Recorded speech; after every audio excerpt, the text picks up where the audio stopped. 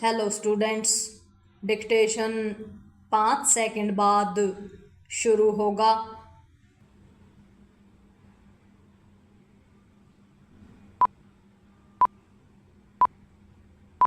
Start. Operation सिंदूर के बाद से राहुल गांधी मोदी सरकार और विशेष रूप से विदेश मंत्री एस जयशंकर को कटघरे में खड़ा करते हुए उन पर जैसे तीखे और ओछे हमले कर रहे हैं, उससे यह कहीं से भी नहीं लगता कि वह देश की सबसे पुरानी पार्टी के नेता और लोकसभा में नेता प्रतिपक्ष हैं। वह अपने अनर्गल बयानों से ऐसे समय देश की राजनीतिक एकजुटता को कमज़ोर करने का काम कर रहे हैं, जब सर्वदलीय प्रतिनिधि मंडल पाकिस्तान को बेनकाब करने और उसके पोषित आतंकवाद से लड़ने की भारत की प्रतिबद्धता व्यक्त करने विश्व के प्रमुख देशों में जा रहे हैं। राहुल गांधी इससे अनजान नहीं कि पाकिस्तान उनके बेतुके बयानों को अपने पक्ष में भुनाने में लगा हुआ है, लेकिन उनकी सेहत पर कोई असर नहीं पड़ रहा है। ऐसा तभी होता है जब कोई नेता दलगत स्वार्थों के आगे देश हित की परवाह करना छोड़ देता है। राहुल गांधी भारत की विदेश नीति ध्वस्त होने का दावा करते रहे हैं, लेकिन इसी के साथ उसे कमज़ोर करने का भी काम कर रहे हैं। विदेश नीति सत्ताधारी दल की नहीं, देश की होती है और इसीलिए यह परंपरा रही है कि चुनौती भरे समय में विदेश नीति पर सभी दल एकजुट दिखने के साथ ही एक सुर में बोले भी। राहुल गांधी प्रश्न पूछने के बहाने इसी परंपरा पर प्रहार कर रहे हैं।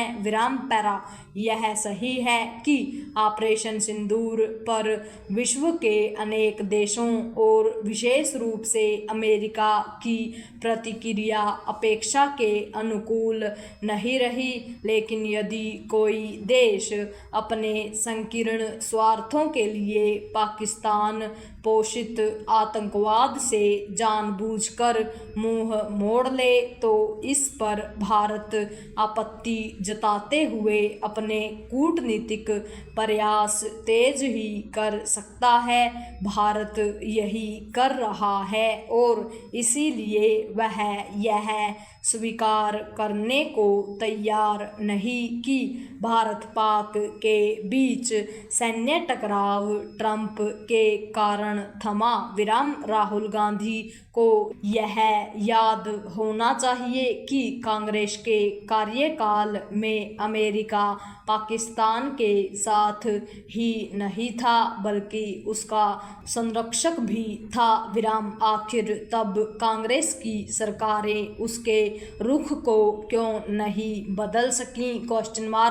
राहुल गांधी को यह भी याद होना चाहिए कि जम्मू कश्मीर समस्या नेहरू जी की ही देन है।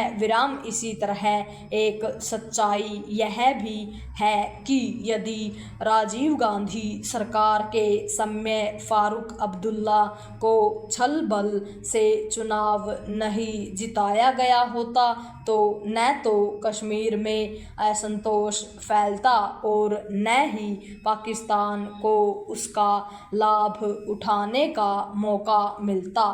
उन्हें सांसद होने के नाते यह तो भली भांति स्मरण होगा कि 2008 में मुंबई में भीषण आतंकी हमले में पाकिस्तान का हाथ होने के स्पष्ट प्रमाण सामने आने के बाद भी मनमोहन सरकार ने उसके खिलाफ कुछ नहीं किया था। विराम क्या यह किसी से छिपा है कि इसके कारण पाकिस्तान का दुस्साहस और अधिक बढ़ा?